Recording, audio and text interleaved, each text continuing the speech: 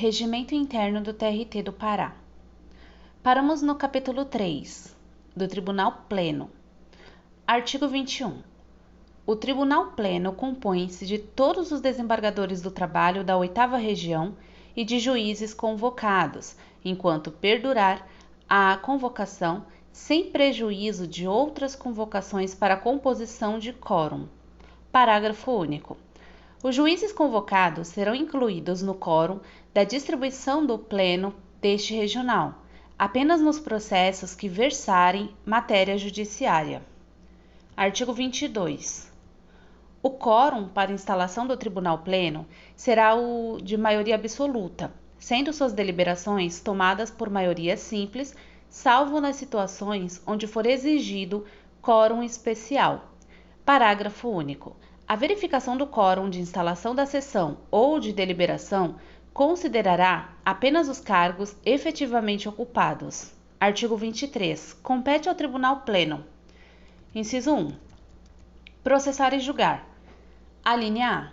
As arguições de inconstitucionalidade de lei ou de ato do poder público, quando consideradas relevantes pelas sessões especializadas ou pelas turmas ou em processo de sua competência originária. Alínea B. Os mandados de segurança, habeas corpus e habeas data, quando impetrados contra seus próprios atos de qualquer das sessões ou turmas ou de desembargador do trabalho. Alínea C. As ações rescisórias de seus próprios acórdãos. Alínea D. As exceções de incompetência que lhe forem opostas. Alínea E. Os agravos regimentais das decisões do presidente e do corregedor regional. Inciso 2. Processar e julgar em única instância. Alínea A. As exceções de suspeição de seus desembargadores, inclusive do presidente, nos feitos de sua competência. Alínea B. Os conflitos de competência entre as seções especializadas e as turmas, entre estas e o pleno e entre as seções especializadas e o pleno. Vou ler de novo. Alínea B. Os conflitos de competência entre as seções especializadas e as turmas, entre estas e o pleno, e entre as seções especializadas e o pleno. Alínea C. Os conflitos de competência suscitados entre seções especializadas, turmas, seus próprios desembargadores como participantes das turmas, das seções especializadas ou do pleno. Alínea D. Os pedidos de desaforamento. Inciso 3. Julgar em única ou última instância. Alínea A. Os embargos de declaração opostos aos seus acórdãos. Alínea B. As habilitações, incidentes e arguições de falsidade, suspeição, impedimento e outras, nos casos pendentes de sua decisão.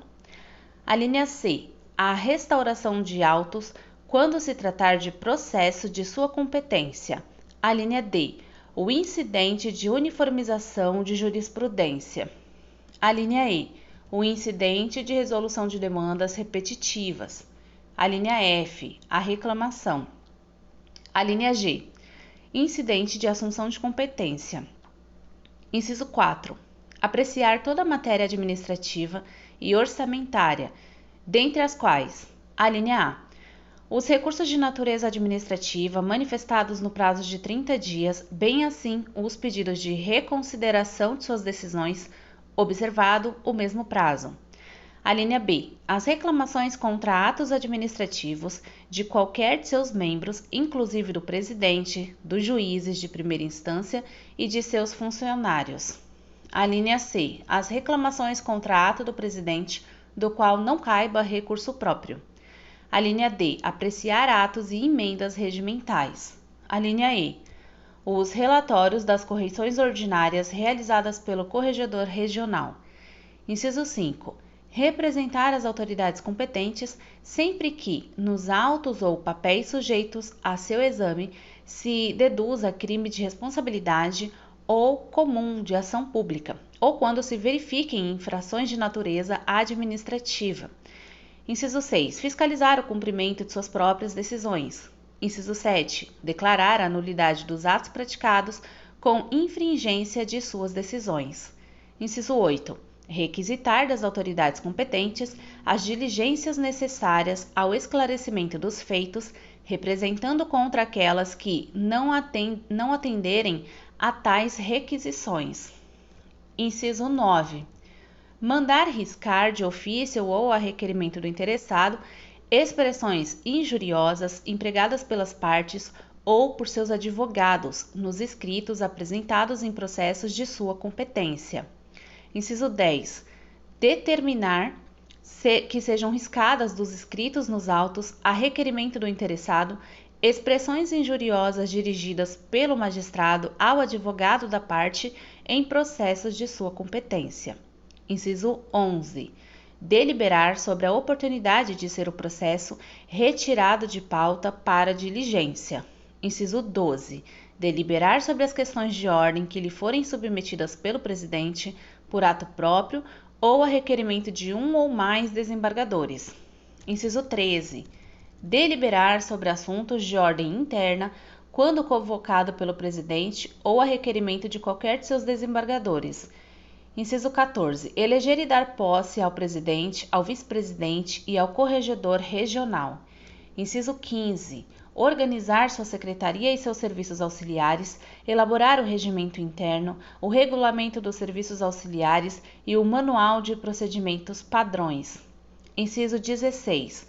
Propor, por iniciativa do presidente ou de qualquer de seus membros, a criação ou extinção de cargos e a fixação dos respectivos vencimentos. Inciso 17. Aprovar modelos de vestes talares. Inciso 18. Estabelecer os dias de suas sessões. Inciso 19. Fixar o horário de funcionamento dos órgãos da Justiça do Trabalho da 8ª Região. Inciso 20. Determinar pelo voto de 2/3 de seus membros efetivos o afastamento do cargo do magistrado, quando, pela natureza ou gravidade da infração penal a ele imputada, torne-se aconselhável o recebimento de denúncia ou de queixa contra ele. Inciso 21. Instaurar o procedimento para a abertura do processo de que trata o artigo 255 deste regimento. Inciso 22. Determinar a aposentadoria, a disponibilidade e a remoção por interesse público dos magistrados pelo voto da maioria absoluta de seus membros. Inciso 23. Advertir ou censurar, por deliberação da maioria de seus membros efetivos, o juiz de primeira instância por faltas cometidas no cumprimento de seus deveres, assegurando-lhe ampla defesa. Inciso 24. Deliberar sobre a aposentadoria compulsória de seus magistrados mediante exame de saúde nos casos de doença. Inciso 25. Fazer publicamente. Inciso 25. Fazer publicar mensalmente no órgão oficial os dados estatísticos a que se refere o artigo 37 da Lei Orgânica da Magistratura Nacional, a LOMAN. Inciso 26. Impor multas e demais penalidades relativas aos atos de sua competência. Inciso 27. Aprovar, modificar ou revogar súmulas da jurisprudência predominante em dissídios individuais e precedentes normativos em dissídios coletivos. Inciso 28. Escolher os membros das comissões previstas neste regimento ou por ele instituídas. Inciso 29. Aprovar, antes de iniciado o ano forense, a escala de férias das autoridades judiciárias. Inciso 31. Deliberar sobre a concessão de aposentadoria aos juízes do trabalho, titulares de vara e substitutos. Inciso 32. Deliberar sobre a convocação de juiz titular de vara para substituir desembargador do trabalho, mediante proposição da presidência. Inciso 33. Arbitrar o valor das diárias a serem pagas na região. Inciso 34. Editar resoluções e outros atos mediante proposta de qualquer de seus desembargadores. Inciso 35. Apreciar recursos de indeferimento da concessão de afastamento aos magistrados e servidores, sem prejuízo de seus vencimentos e vantagens, para frequência a cursos ou seminários para aperfeiçoamento e estudos pelo prazo máximo de 2 anos. Inciso 37. Resolver as reclamações contra a lista de antiguidade de juízes de primeira instância, organizada anualmente pelo presidente, as quais deverão ser oferecidas dentro de 15 dias após a sua publicação. Inciso 38. Julgar as reclamações dos juízes contra a apuração do tempo de serviço por motivo de classificação para promoção, assim como qualquer pedido ou recurso de natureza administrativa. Inciso 39.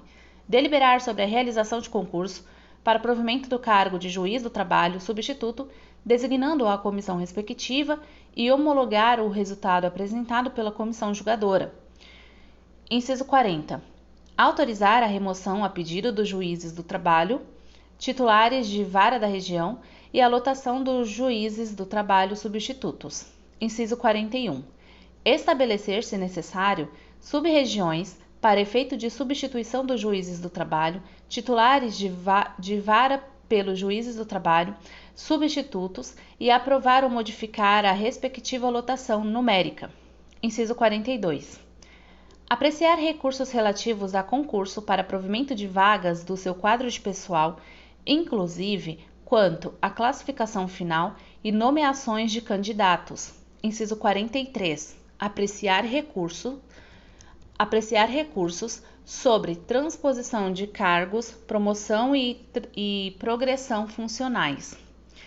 Inciso 44. Apreciar recursos dos servidores contra a apuração de tempo de serviço. Inciso 45. Apreciar recursos quanto à lotação numérica do pessoal nos diversos órgãos da região. Inciso 46. Apreciar recursos quanto às penas disciplinares impostas aos servidores integrantes do quadro da região. Inciso 47. Aprovar ou modificar, após manifestação da Comissão de Orçamento, a proposta orçamentária organizada pelo presidente para encaminhamento ao Tribunal Superior do Trabalho. Inciso 48. Solicitar ao poder competente, por iniciativa do presidente ou da Comissão de Orçamento, a abertura de créditos suplementares especiais. Inciso 49. Eleger os membros da diretoria e do Conselho Consultivo da Escola da Magistratura Trabalhista. Inciso 50. Eleger os membros do Conselho da Ordem do Mérito Jus et Labor. Inciso 51. Opinar sobre propostas de alterações da legislação trabalhista, inclusive processual, quando o tribunal tiver que se manifestar oficialmente. Inciso 52. Decidir sobre a composição, a competência, a criação ou a extinção de órgãos do tribunal. Inciso 53. Aprovar a lista dos admitidos na ordem do mérito Jus et Labor. Inciso 54. Baixar instruções complementares do concurso para provimento do cargo de juiz do trabalho substituto. Inciso 55. Processar e julgar as reclamações alusivas à matéria de sua competência, com vistas a preservar e garantir as suas decisões. Inciso 56. Deliberar sobre as demais matérias jurisdicionais ou administrativas não incluídas na competência dos outros órgãos do tribunal. Inciso 57. Resolver as dúvidas que lhe forem submetidas pelo presidente, por qualquer de seus membros ou pelo Ministério Público do Trabalho sobre a interpretação e execução deste regimento. Inciso 58. Exercer, em geral, no interesse da Justiça do Trabalho, as demais atribuições que decorram de sua jurisdição e praticar de conformidade com a lei vigente todos os atos indispensáveis ao encaminhamento e à solução célere dos processos de sua competência. Artigo 24. Em se tratando de matéria administrativa, nos processos de sua competência, apenas terão voto os desembargadores efetivos, para o que deverão ser convocados com antecedência mínima de 5 dias, ainda que em férias ou licença, dando-se-lhes ciência prévia da matéria a ser tratada. Artigo 25. Compete ao Tribunal Pleno, pelo voto de seus membros efetivos, inciso 1, decidir sobre a nomeação para o cargo de juiz do trabalho substituto após aprovação em concurso público, observada a ordem de classificação. Inciso 2. Decidir sobre a promoção de juiz do trabalho substituto nas hipóteses de antiguidade e merecimento. Inciso 3. Elaborar lista tríplice para promoção, por merecimento, de juiz titular de vara do trabalho, obedecidas as prescrições constitucionais. Inciso 4. Indicar ao Presidente da República o juiz titular de vara do trabalho que deva ser promovido por antiguidade. Inciso 5. Recusar em decisão fundamentada a promoção por antiguidade de juiz do trabalho substituto ou titular de vara pelo voto de 2/3 dos seus membros efetivos. Inciso 6. Deliberar sobre o vitaliciamento dos juízes do trabalho. Artigo 26. Na escolha da lista tríplice a ser enviada ao Presidente da República para a nomeação de desembargador do trabalho oriundo do 5º Constitucional, somente terão direito a voto os membros efetivos do Tribunal. Capítulo 4. Das sessões especializadas. Artigo 27. Há 2 sessões especializadas assim compostas. Alínea A. Sessão especializada 1, formada por 11 desembargadores do trabalho, presidida pelo desembargador vice-presidente da Corte. Alínea B. Seção especializada 2, formada por 11 desembargadores do trabalho, presidida pelo desembargador corregedor da Corte. Parágrafo 1. Para a composição das seções especializadas 1 e 2, criadas por esta resolução, cada magistrado poderá eleger a seção na qual deseja ser lotado, prevalecendo, em caso de empate, a antiguidade. Parágrafo 2. Os relatores que já tiverem aposto vistos ficarão vinculados aos processos já distribuídos, competindo-lhes relatá-los na seção para a qual for distribuído o feito. Artigo 28. As sessões especializadas deliberarão com a presença mínima de 6 desembargadores, incluindo o presidente. Parágrafo 1. Para compor o quórum mínimo de funcionamento, poderá ser convocado pelo presidente, desembargador do trabalho, de outra sessão especializada mediante sorteio.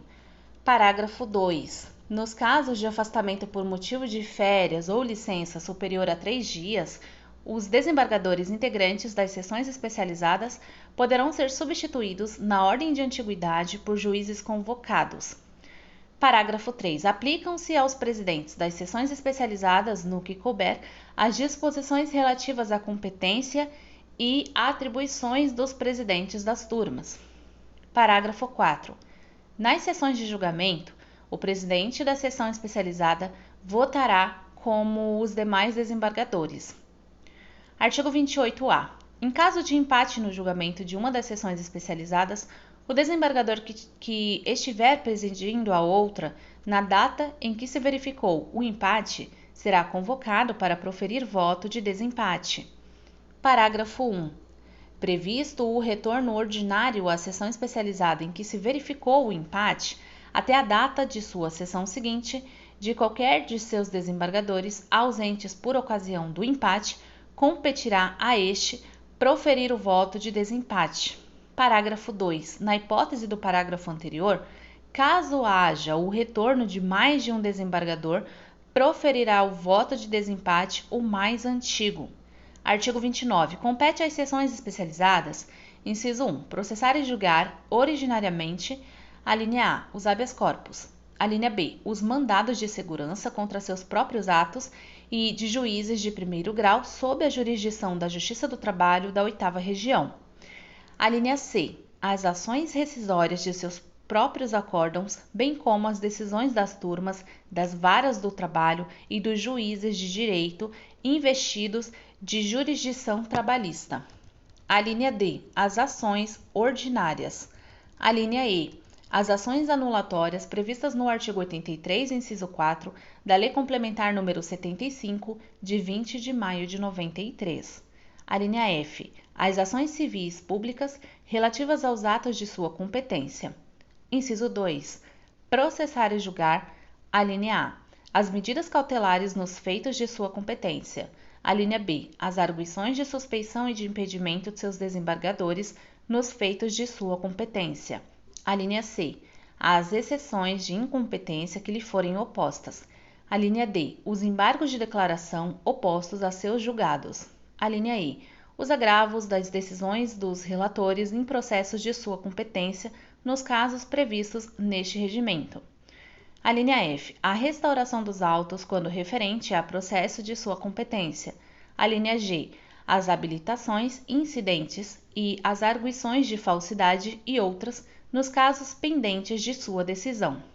A linha H, os conflitos de competência suscitados entre as varas do trabalho, entre juízes de direito investidos na jurisdição trabalhista e entre aquelas e estes.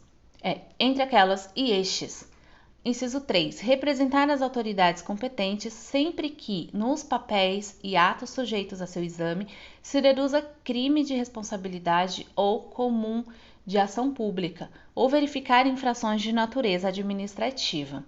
Inciso 4. Fiscalizar o cumprimento de suas próprias decisões. Inciso 5. Declarar a nulidade dos atos praticados com infringência de suas decisões. Inciso 6. Requisitar das autoridades competentes as diligências necessárias ao esclarecimento dos feitos, representando contra aquelas que não atenderem a tais requisições. Inciso 7. Mandar riscar de ofício ou a requerimento do interessado expressões injuriosas empregadas pelas partes ou seus advogados nos escritos apresentados em processos de sua competência. Inciso 8. Determinar que sejam riscadas dos escritos nos autos, a requerimento do interessado, expressões injuriosas dirigidas pelo magistrado ao advogado da parte de sua competência. Inciso 9. Deliberar sobre a oportunidade de ser o processo retirado de pauta para diligência. Inciso 10. Deliberar sobre as questões de ordem que lhe forem submetidas pelo presidente, por ato próprio, ou a requerimento de um ou mais desembargadores. Inciso 11. Determinar às varas do trabalho e aos juízes de direito a realização dos atos processuais e diligências necessárias ao julgamento dos feitos sob sua apreciação. Inciso 12. Promover a proposta de qualquer de seus membros a remessa de processo ao Tribunal Pleno ou à sessão especializada diversa, quando a matéria não for de sua competência, ou na hipótese de declaração de inconstitucionalidade de lei ou de ato normativo do poder público. Inciso 13. Estabelecer os dias de suas sessões ordinárias e extraordinárias por iniciativa da maioria de seus desembargadores efetivos. Inciso 14. Impor multas e demais penalidades relativas aos atos de sua competência. Inciso 15. Processar e julgar as reclamações alusivas à matéria de sua competência, com vistas a preservar e garantir as suas decisões. Parágrafo único. A distribuição dos feitos enumerados neste artigo entre cada uma das seções seguirá critério paritário, observadas as classes de processos de competência das seções especializadas, preservada a distribuição de competência exclusiva da seção especializada 1.